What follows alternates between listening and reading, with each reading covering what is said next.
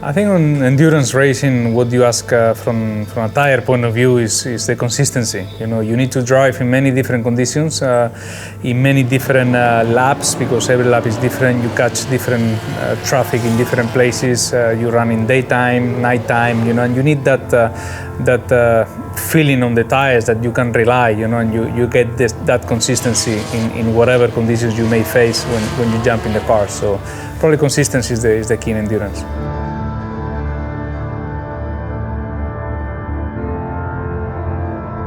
When I arrived from Formula One, definitely the Michelin tire was a nice surprise, in the endurance racing, because I could drive maximum attack for a very long time.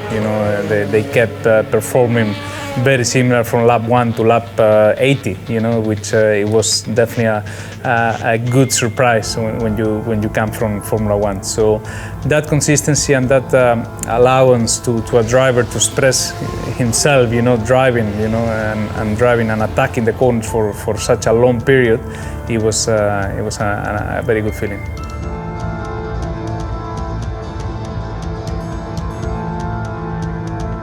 Yeah, I think last year it was one of those cases that you keep one set of tires for more than 600 kilometers at night at Le Mans, and because the consistency is such a key performance, and the track got better and better with more rubber down.